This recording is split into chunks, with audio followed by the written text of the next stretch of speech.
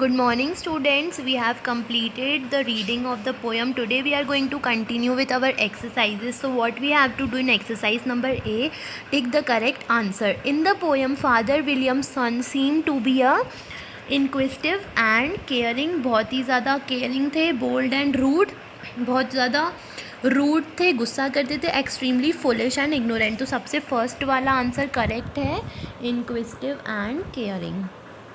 Father William was not very old, वो ज़्यादा old नहीं थे. Very old and feeble, old but young in mind, वो old थे बट उनका माइंड बहुत तेज़ था.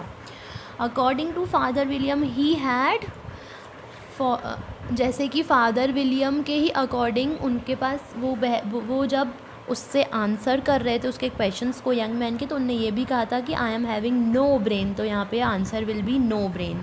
Father Williams eyes were so sharp, उनकी आइज़ इतनी ज़्यादा शार्प थी that he could hunt an animal even from a distance of 100 miles, balance an eel on the end of his nose. तो answer number B is correct, क्योंकि वो balance कर लेते थे अपने नोज़ पर भी.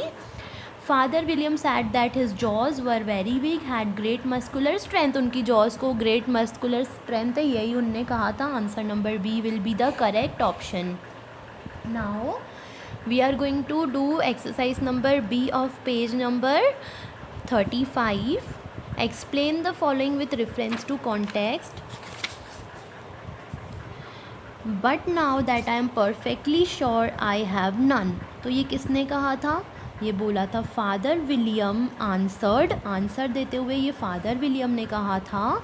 And asserts that his long years on earth have assured him that he has no brain to be worried about. तो वो ये लाइन तब बोलते जब वो उसको आंसर करते हैं कि मैं इतने सालों से यहाँ अर्थ पे रह रहा हूँ और मुझे पता है और मेरे पास इतना ज़्यादा ब्रेन नहीं है कि मैं इतनी ज़्यादा टेंशन लूँ.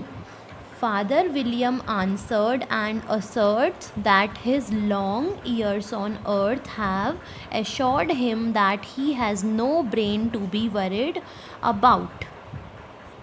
Now come to the second one. Your jaws are too weak for anything together than suit.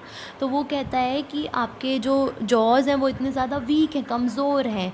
आप सिर्फ अभी लिक्विड टाइप की चीज़ें ही खा सकते हो, आपके दांत इतने ज़्यादा मजबूत नहीं हैं. तो वो आंसर करते द यंग मैन. ये लाइन कौन बोलता है? The young man says that the father Williams teeth are not strong enough to consume anything other than suit.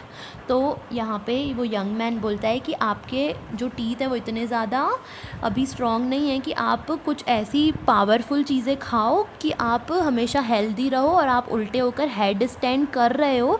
लेकिन आपके खाने पीने में तो आप सिर्फ लिक्विड चीज़ें ही ज़्यादा खा सकते हो क्योंकि आपके टीथ इतने ज़्यादा स्ट्रॉन्ग नहीं है. इसीलिए हमने आंसर में क्या लिख दिया? The young man says that the father Williams teeth are not strong enough to consume anything other than suit.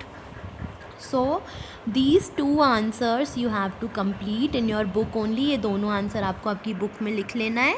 And in the next video we are going to continue with our third and fourth one. And till then you have to write this with pencil only. आपको pencil से ही इन दोनों answers को आपकी book में लिख लेना है. You don't write in your copy because we are going to write only part C in copy.